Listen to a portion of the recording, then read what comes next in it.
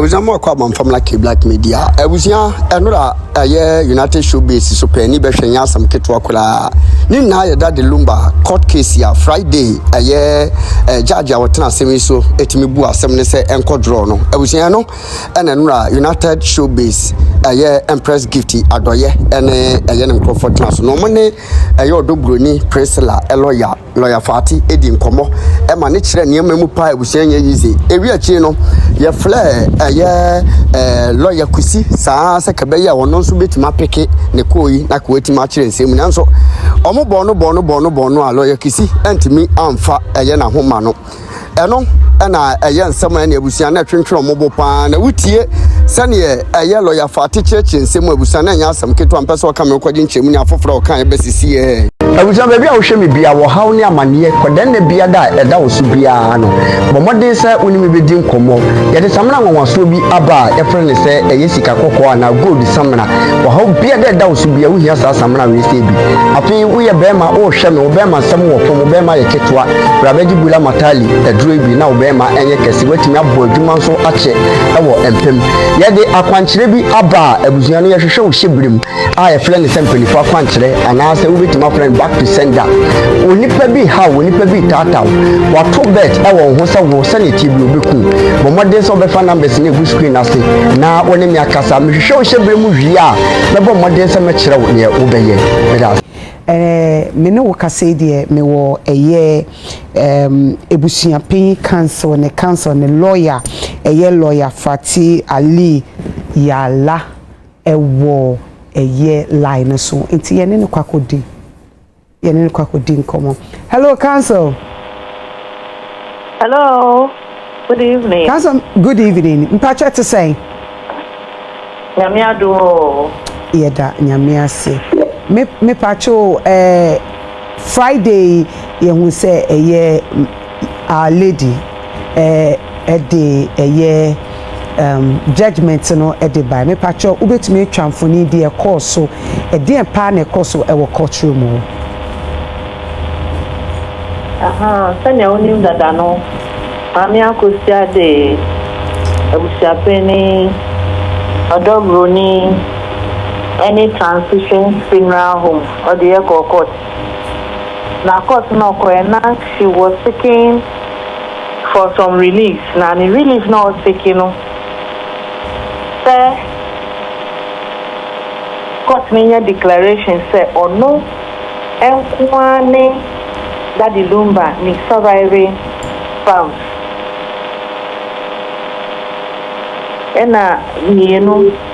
Declaration say ononkwa no legal right for better performing the widowhood right.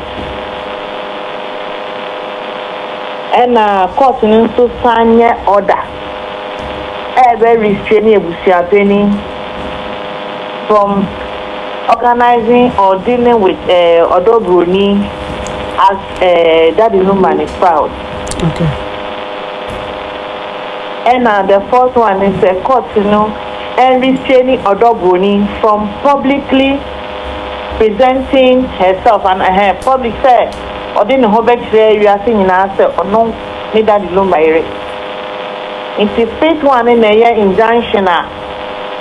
Or city say, court in Fan and Santo, a moon to our transitional funeral home now, more releasing body name ma is champagne for barrier. Okay. Infinitely, Madam Akosua can release or seeking me. Okay. And court in shame when a court now bought in some minute. Court now bonnie some minute. Injunction no court now granted. And about other release now or seeking or other form no. Court ni evaluate evidence nina examination, cross examination, expert witness court ni hwehwe ni nyina mu. And na court no ever declare say Madam Akosua only to me say or the name to emunu so ana so be prevent ebusuapeni say onye ontimi nye ye no fi say that eyi yo a ne ho nsɛm a ɛyɛ busuapɛni nko na ɛwɔ saa tumi no busuapɛni ne nkurɔfoɔ ɔmo na saa tumi ne wɔ ɔmo nti Mame Akosua Serwaa ɔntumi yɛ saa ɛna ɛbaa ne sɛ nwan ne ɔyere sɛ ɔyɛ ɔyere sɛ ɔyɛ ɔyere no obiara bɛka n'asɛm ɔdɔ Bronii ne nkurɔfoɔ bɛka yɛ ɔmo bɛkyerɛ yɛ sɛnea wɔn ware no ne ayi ne ɛwɔ wɔn ho nyinaa obiara bɛka n'asɛm ɛna ɛhɔ no court ne hwɛ mu ɛne nea expert witness ne kaa yɛ kyerɛ sɛ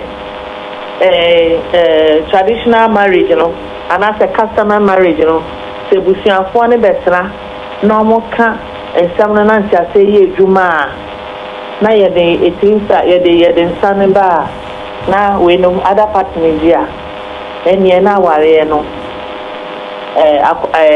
awareɛ no edi mu efi wɔ yɛde nka hwɛ Akosua Madam Akosua Serwaa ne German certificate na ɔde baeɛ a ɛkyɛ sɛ ɔyɛ ɔyere no yɛhwehwɛ mu no ne nkrataa ɔde bɛba no ne nkrataa na akɔyɛ mmienu date wei nko signature wei signature nko ne yɛ sɛ wɔmfa nkɔfa process mu sɛ wode foreign document ɛɛba kurom ha a yɛwɔ processes a wɔbɛfa mu sɛ ɛnyɛ English language a wɔbɛba akɔyɛ translation from a certified translator before wɔbɛyɛ translation wobɛkɔ ɔmo marriage office wɔ akɔgye extract no na wɔabɛyɛ translation wowie a wakɔ notarize wowie na wakɔfa Ghana embassy ɛwɔ Bonn ansa na wode aba na nkrataa na ɔmode baeɛ no amfa wei no mu nyinaa mu enti my lord ka kyerɛ ɔmo sɛ ɔmo nkɔ my lady ka kyerɛ ɔmo sɛ ɔmo nkɔ na ɔmo nkɔfa original ne mbra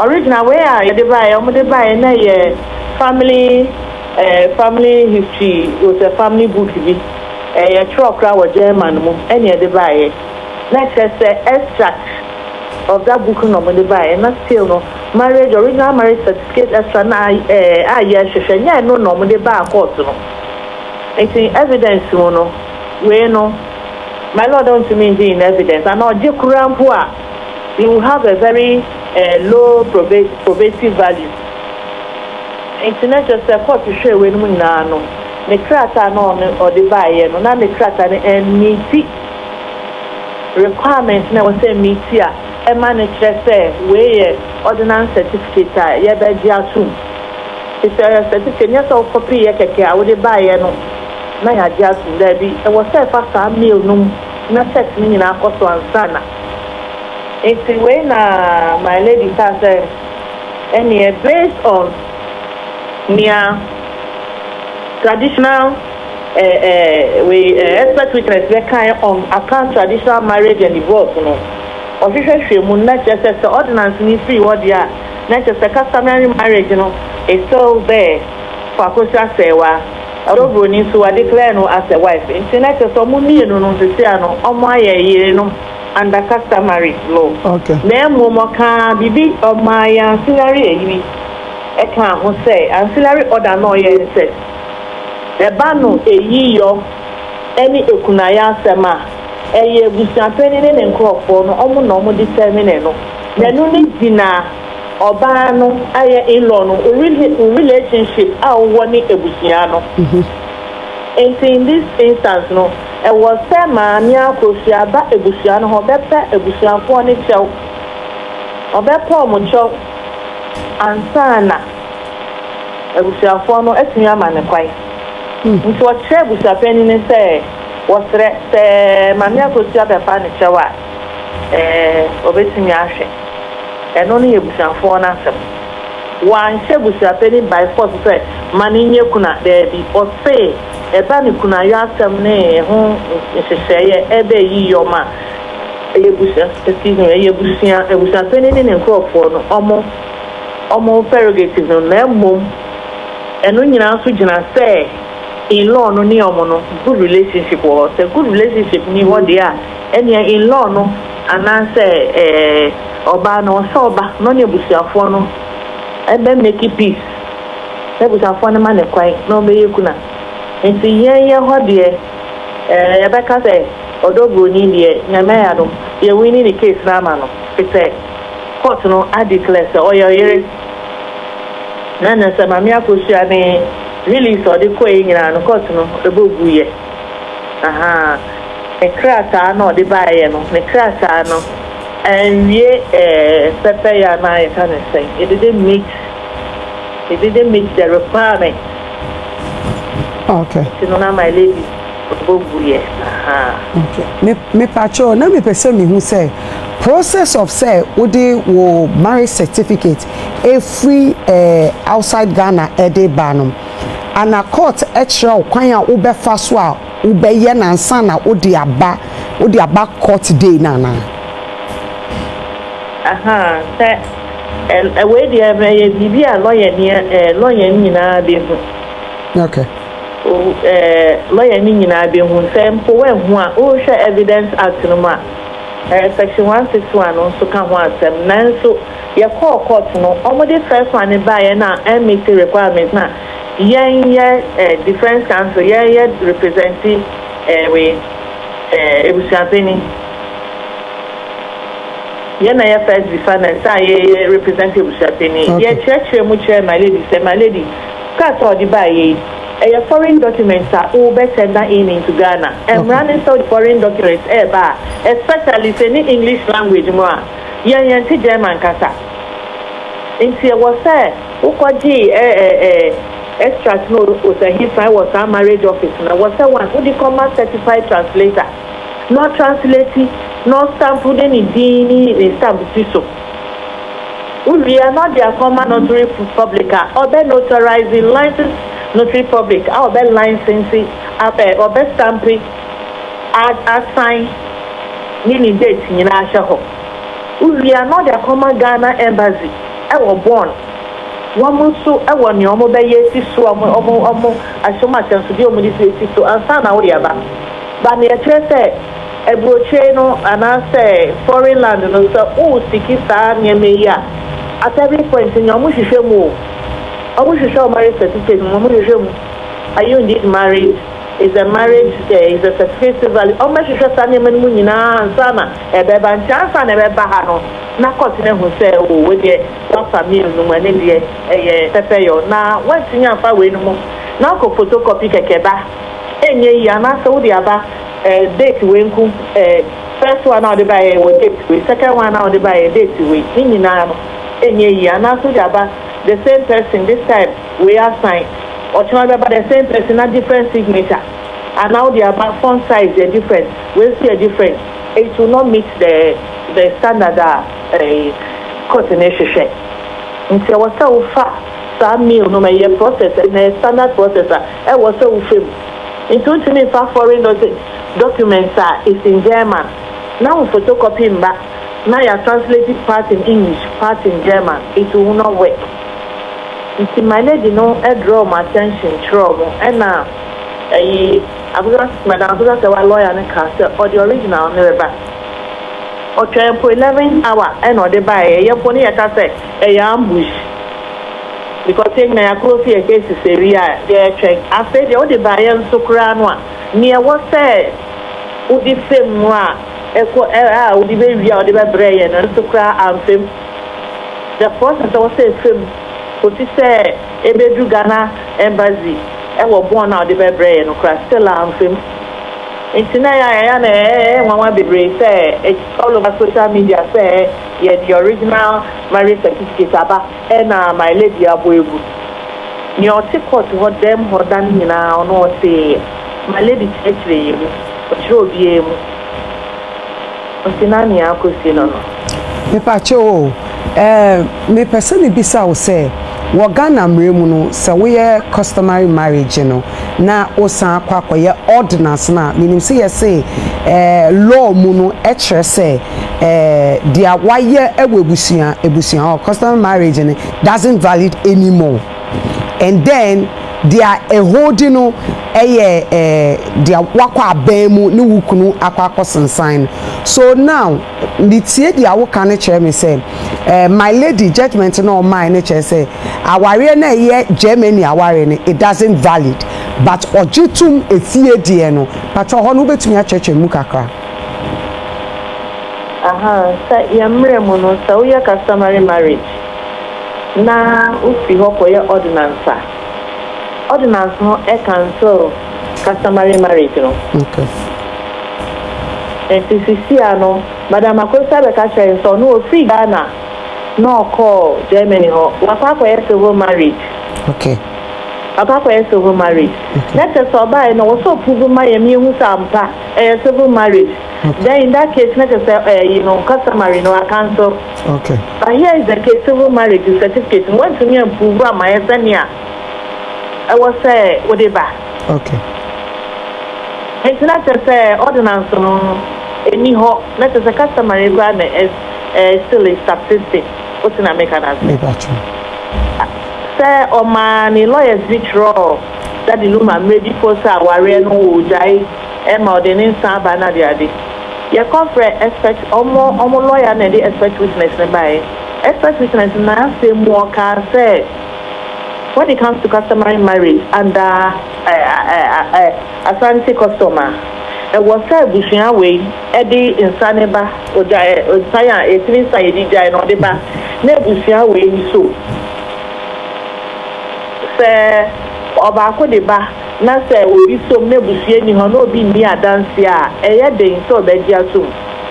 When you be so happening, it was a pension time when you see no. No, you see a penny, no. You will be for and a wobble. The panic car, baby, I no over. It's not to say, Hono, Yantinia, who Nipa Potio edge. Sankanu see we are crowded and I say, Canobrano, my lady Rachel say, Yanaka Maricra, any hope. But because I know no Yantinia, Yana, expect witness, never church, mono. That is still no, and the customary, she falls on the customary law because civil marriage, when to me, I'm proved to the satisfaction of the court. Okay. Hello. Okay. Eti lawyer me pacho sena me ti de course Friday nyina ne say eyirum mienu ni nyina no aban age atum my lady age atum say omo mienu ni nyina ye papa lumba eyirenum eti omo mienu ni nyina enko na koye yienum but wo kasa wo say ebusua ene eche de obeye kuna eti sesia no ye mame Akosua Serwaa wo so okọ ebusua wo back ana say court ewie ne no ano no court ne say sesia no odo Bronii oyere Madam Akosua Serwaa oyere oso oyere nanso eba ne kuna yo asema ebusua pani eno ebusua pani ni tumi a ode obetche ni obeye kuna in this situation no ebusua pani no mpa in law ne kwan ma ne kuna depending on relationship or ne omowo sisi ano no che Madam Akosua say nye sisi nyina ntinka Madam Akosua onko ebusua no ho nonko pa ebusua fo ne acho Watcher was a man so bounce no be fachawa, woman tina supem. Na homunina to me kuna. Or caught make a some way a year no, but caught nanka say, or one chef say, one chef was a penny say, Mombra now, or may you kuna do dead. Or Seba kuna yo, any ye you ask them ma, and no ye, Ebusiana sem. It's Ombra, no man apologizes to the Busiano. Nebusano sun jintu na omeye kuna ba odo Bronii de oye ono so oyere. Okay. Council. Yes, madam. If I check that was. Yes, madam was. Yeah, me sure. Any council Fati lawyer Fati ye papa ebusua pe Kofi Wusu aka Tupac ne lawyer na yene no edi enkomo no na so wabo bibia tofa dia esie ye beko mpayifo so enne me wo prophet Nicholas Osei aka Sofi kum chacha me wonu asofu ma wakwa me pacho me joso bibia boko adomene doso Ho efe pa. Ho efe. Untwamuda. Why I say UTV? Also. Me say untwamuda. Why I say UTV? Medasi. Na ene nyame adom ye wo evangelist Papa She ewo ahanu say evangelist. Sofo pacho bibi aboko. Urade ehira me ye menkwanje ho adwuma. Amen. Ye mo akwa abaso. Mejo so yes Christ wa ba be kayo. Amen. Nyame hira. Amen. Yes anso ewo minua ba eye MC ya ye boa ewo studio ha ene de wagege adem. MC Empress. Bibi aboko. Ahaye. Okay. Ahaye. Bibi aboko. Waka ahaye de na say. BBS. Ebeda nyame ase bibi aboko. Nyame ase. Ene eye hit. Yes anso ewo V ewo hanum say. V Empress. Bibi aye fine. Boko. V ti wo de na so hunu say eye che etene nchen. Che Anod Asamoah Bedu. Anod bibi aboko. Boko na so. Wiki e ko say. Ye tinkwem nko ade na se na de manyame. Edas. Ene ye wo ebusia pen Kofi Wusu aka Tupac. Daddy. Me mo akaba. Yeah. Bibi aboko. Nyame adom bibi aboko. Yes. MC. Lawyer Nakasa. Lawyer Fati. I did say more we need to move to resume ana. That's what you say.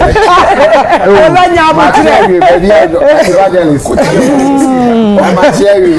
You are your kuntansa. I would say.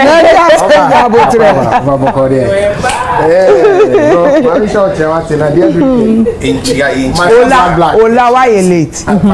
Na me fair lawyer Kusi ya friend na on fa. Unyano. Ma ye go so try because I was say ye nsaka no na ye tie no anya say won pay how lawyer Kusi I was say lawyer mpacho say utie me amesrew fa o call no ma me na to me church mu because lawyer Fati akasa I was say ye te dia wuso said dia wuso hu no esi efa ye ewo court eye Friday etwam until lawyer Kusi mesrew but modi ana fa o call no ma me mpacho MC Enko. Yes. I don't know what me shall say first. Anyway, yeah, better. I think say all parties are same. This has been a long. Can I say it's a battle? It's been a long time coming. Say I share any more. Say, you know. Ruling no ebeba na judgment no abana nka asumdwe abana che say ya yeden ye moving on to the burial of Daddy Lumba inti the edikan Empress my main bo team legal wife for abaso oma ya de pa oma chere say emma kase wo mu kom ho abom aku ama bibia they will move mountains to make sure that they get what they want. And says suno void of insults and any attacks no oma danedi oma chere say ma SCP esijina ye bi say ye pbibia dia ye be ye bia ye nsa be kan ye be ye we don't care if obaba boso so ogina wachi a the person we bia obey o madasa esunedi I mean ya na edu baby na me wonder from organizations some year at some point ye the aduane court ho ye the nsuo ye the nsa there were branded t-shirts bags and all of that at some point na me wonder say if one you know who is behind this organization prior to the judgment na ebeba no ye hu say like your high speakers your printed banners any ade anka che e call left and can you solo kuketwa enti no mebo mabaso na mo mesre say asema eba ya na ye ka no ada no metena ha ka sembi amanfo antemase ebi mu didi matem me kai sana councilor lucho tete ha oni ma nya adwen me say law is paper life is reality Empress sebane say ye court ni akwa could ka asema enye sentiments enye emotions enye nia wo feeli ena enye nia mate eye dia wo betumi approve dia wo betumi ada na di dia wo betumi a kire wa asem a wo de evidence ebetaye kire na wo de a kire say ma asem we a me ken me evidence ni because ya take say bia ya can say he who alleges must prove enti law eye paper then na wo de kire enti empress I'm saying see here I think in the month of August, and correct me if I'm wrong, and I hear 1 week. Ne boko bibia Akosua sumdwemu. And check, I think say fast forward in the month of October, and you who say court letters be flying near the idea.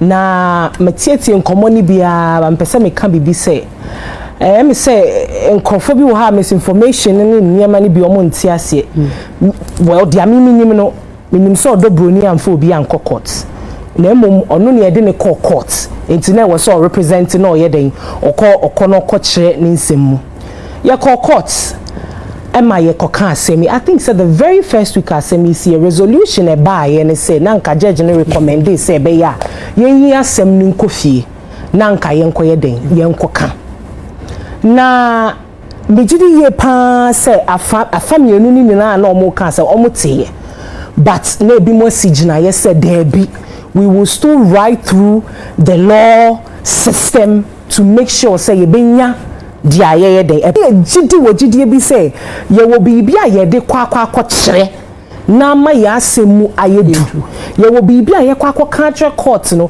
na ya kire court no say nienti a mi sigina ye say no me evidence nie me nsemu nie say na court no ahwe. It was because we had respect, number one, and because we trusted in the judiciary system, and it was because we knew that otemuafo a wobetena asem no so no wobehwa asem na afamienu ni na no de na temu ato ho. Na empress fast forward yako eye judge case yaba ya fe ya pronouncement and as a menkase judgment, which in my humble opinion I think said this is a profound judgment from the judge no. Na empress say no eye me wanwa kakra say womu ana womu jijina mu say ye be court ye the assembly court ye case I feel they say rumors rumors and some ankofo can say na judge no wakoje bribe and a judge no when di asem ni ye and you betumi a kire but who can say judge akoje bribe no do you have evidence to prove that?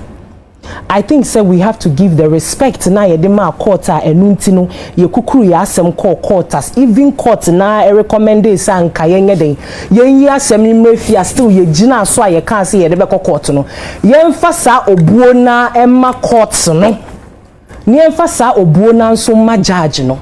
Let us not try to disrespect our judiciary system enunti na appeal court wo. So we feel say atemu na judge ne di amano eni amwa wa na say anyewoda you can always appeal your case. Emrama ho kwan obia enye den ensi wo ho kwan. Pacho de ameka no to say emrama ho kwan pa say obetumi aye den akọ na wakọ appeal court na wache I mean wakoka wa asem biom na bi atemu foforo ebeba no. Say come out fine and come out so then you resort to the next step obe pese obe yeden obe resort to na empress ade ba kwa mesua wa adwuma we mu kakra me be mu yi any you know we share the way and some corny say you don't have to go out of your way to offend people as a obe sheda obe pese offend people because you never know because I say we shall say and me ya say be a lawyer Kusi to me and line so one of the things I may observe here was the influx of interviews na lawyer Kusi granted. Now me share my dream advice say as a sister say ebeya stop the unnecessary PR and focus on edumana and we say we because see ano atemo na me metie ne dia eye lawyer Fati ababekan eniema 9 ena na mama Akosua se ope die dikan se court no enhye no nkire se wono pe eno ye the surviving spouse of eye Daddy Luma the etosu mienu court ni said the first defendant and the second defendant no omo have any dealings in any way say be ebusuapani any Bronii and dealing in any way ma be ebusuapani nka say be Bronii yiri ni anasese the etosu 9 the etosu miensa court ni say onu mama Akosua Serwaa no obe performing the widowhood right the etosu 9 court no enhwe say Bronii nam emmone ho nsamrane say or a legal wife. These are the 4 things and as a relief and mama Akosua seeking.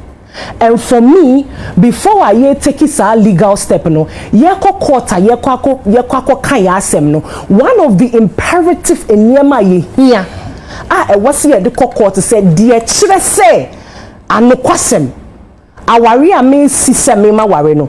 Me nkrata na ase me nyema e chile say ma ware no eni. Because that will be one of the requirements that is needed of you to prove that indeed you are legally married. Now, according to a Evidence Act, no so chirest. Ansa na wo the evidence be fia manone ebeba ansa na ebe entano Ghana court no, it has to go through some processes. And me are very sure say many ni lawyer Kusi or Yahweh because he's a renowned lawyer. So I'm very sure that he knows these things. Now what baffles my mind, and my submission is based on what's played out in the court. Why didn't we go through those processes to present our legal documents? And I said documents are say minamiye legal wife. Why did we go all this way not to go through the right processes? Because anybody you are ordering a case would want to defend the case now or present evidence. Why didn't we go through all these processes? Because from the judgment na judge in the ebano or let's say enkrata mo dia ba betu manimu say mo legal anasa mo should I say original certificate mo say mo dia wari ni minjintum. I don't want to use the word fake, but you know, minjintum because and your original because it was a copy. In the court, she asked for the original papers. Me kai pa say in one of the interviews, Papa she can say court no evangelist Papa she can say court ni busa say legal documents no we ma so opie kofa bai me kai and or hanti say me boa e bi obetumi a correct me me kai said that there was an interview or can so legal documents no mo require no mo de aba say me busa me say what happened, was it a lie? Na asema ye kandie to futrebu ye ni ana na ye den because from what has gone on clearly there was no original certificate a che say indeed our no authentic and I say ya dia court betumi ahwa ye den agiatum ye to so mienu metietie nkomoni bia ebi mu ka say judge no sebio akwaje bribe judge no was not fair because o ka say obi legally married but still on course ye kuna adentia from enkro no omobo wo court no there was a customary marriage between Mama Akosua Serwaa and Daddy Lumba. Now from the account teacher can thank Abema no or chiremu say one of the witnesses say lawyer Kusi friend or standing so ye chiremu say akamemu say oba so oja aware and obi so oja aware no ode ne nsakwa e we say busua ne tena se ni ye ka asem no e ma ye gepenie na chese aware no egu okay enti die sevi meka say die sevi Mama Akosua wo ne say apparently busua na ntena se anka asem nti that means say sa aware no na still valid nti aware ni ngui aware the customary under the customary law no and under the customary marriage no sa aware ni still valid because ensa no abusuafo said and na sen ka asem no nka say ya dissolve asem no I mean aware no. Then the next thing was confession and as a statement via Daddy Lumba wo the 60th birthday wo chire mu say me yere a matisika aware no ni na court ni hwe so digital car say legally no ordinance marriage na wo can mean to me enka say wa ware ordinance marriage because dia would be prove no me nemom according to a year a fiawari and I say traditional marriage a yenye customary ye ne die wawari and still a valid and nunti na ma judge ne ka say ordinance marriage I cannot accept, but you can still go ahead and do what be recognized as a surviving spouse of Daddy Lumba as well. Wow. And nunti no empress me momu die ubusami asisi a meka se lawyer Kusi hwe or starting here make say the unnecessary PR was too much. I think lawyer Kusi owes Bronii an unqualified apology. In my opinion. On your opinion? Yes. I think say it did say because lawyer Kusi asked when the judge had not made any pronouncement, no judgment was given. Lawyer Kusi was calling names, calling Bronii side chick, slay queen. Even made an assumption here. Bronii a friend is slay queen. Nyame na me kan. There be a friend is Uka say friend is me ntiase. Oboni din no waka say slay queen ana. Oh, empress video no wo. Ana unhwe. Video wo. Me hwe. I was of the opinion say as a lawyer need focus on your job, do your job and deliver. That was my opinion. But then the name calling, the unnecessary interviews and all of that, I feel say she owes the lady an apology. Because I'm not that time na judge and making statements via. Judge I judge are recognizing as a wife no. All those name calling and all of that. What was that for? Do you realize say now it was actually highly unnecessary in my humble opinion. Extremely unnecessary. What am I saying? Then we come to Ebusuapeni as well. There were name calling Ebusuapeni says he says some no call here kobael. They are recommending that go back to the family and apologize to them. Because yachire mu say me kai say dan is oheneba. E kan say eba no kunaya. Ebusua na be kire say asetina wo ne ye de hye ne tena ye ntino. Ye be ma wo kwan say wo be ye kuna. Enti sisi a entokoya akoso back and forth akoso ukoye kuna na abusua se wo monye a den na wo beye enunti na judge di kan ehye se beye a munya asem ne mra fie na monye den mummeka na nka asumdwie emra yesi ye nti ya ho ase se yakọ court na se court akasa se sei dia e wo se yeti ase let us not disrespect the judiciary system. Let's go to the court of appeal. You think you have evidence? Go to the court of appeal.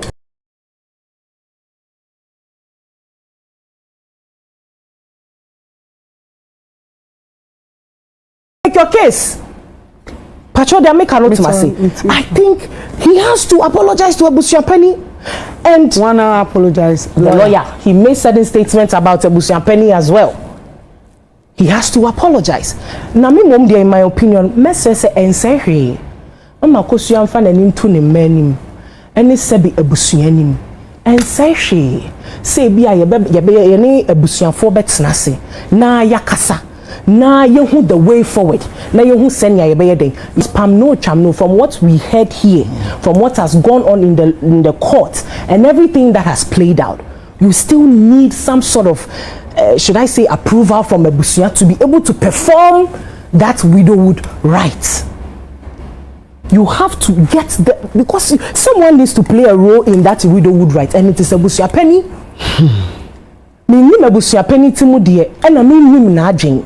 But obi nso betumi asigina ye say, so watumi ahye Nyankopon anim na obonsametiko. Na watwe me wo court, ye didi matem. Aye me say ono nso betumi akase ene me nso so no. Wo be ye kuna na me ma kwan ma wonye enye hye emran hye ne ye untumi nya ne hye. Waje atum so ye nikunu. Wan aje atum so ye nikunu. Say ye nikunu na ewu no. Oh yes, but say according to the traditional so no. Ebusuafo na kire de obe ye kuna. According to asetina woni omode hye tena ye say so many dia. Omo be pani ama wa ye kuna. Temi momu de e feel say ensehwe. Okay. See, you bet na ye de ahobraseɛ ɛne abotoyem ne atena se ne aka asɛm no na se going forward no kuna na ya pre ho abesi nei as say ya coin the famous question, is it your kuna no yentena se na yenka na dia ye bema no performing can I say kuna right no yenhwe ne performing. One of the statements a judge ni medima no sees judge ni make ye no o kan bibi say marriage is not defined by celebration or place, it is defined by the parties involved. Enti ye anana yete ho na ye nim for sure if indeed there was a marriage ceremony that actually happened between Odo Bronii and Daddy Lumba. Maybe it was a private ceremony, we didn't know. And especially when you nim senya na Daddy Lumba ye private person no na ye nim, but then no ye the emotions, ye the sentiments, ye the personal enema yankasa ya fame, because that's what I saw. And Kofobi wo why omo nsema na omo kan na ebia na ye enema omo go through and now omo witnessing and now omo go through and ye the kasaye. We forgot that when we drag people to court and we get to the court, it is not a matter of emotions, it's not a matter of sentiment, it is the paper and what you can prove. It's immediate. Ebi asem na ba bedu sisi anti say me twen say Monday wa wale abrochi aware ni bi da. Oh, Empress, question where Abu Sam is irrelevant to the it's very relevant to what we are. No, irrelevant. Whether my worry or me worry, reason me and I may feel say irrelevant question. When you say that's an insult. Oh, it's not. It's not. Insult. Okay, say irrelevant. I don't really get it. Me say it doesn't connect with what we are saying. Unless okay, maybe unless I understand where you are coming from. So, because we share both parties now. Bakuti abrochi and about kote Ghana. Yes. Yeah, Ghana wari ni ye different kaka. Yes. And also wari ni so ye different. And so man bisa.